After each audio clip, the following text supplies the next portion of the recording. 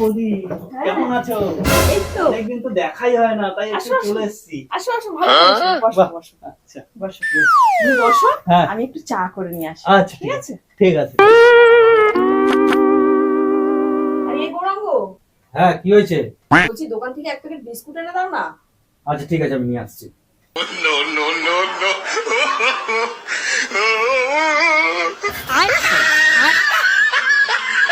আরে কি গো, তোমাকে এখন চা দেয়নি? আচ্ছা ঠিক আছে, দাঁড়াও আমি দেখছি। চাটা নিয়ে যাও তাড়াতাড়ি।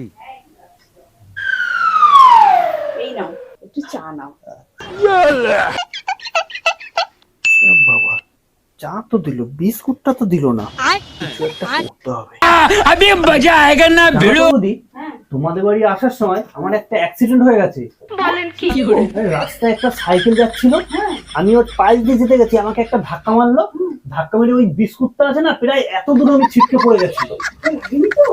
না লাগেনি, আমি আবার আমি কথায় কথায় তোমার বিস্কুটটাই দিতে ভুলে গেছি। ও,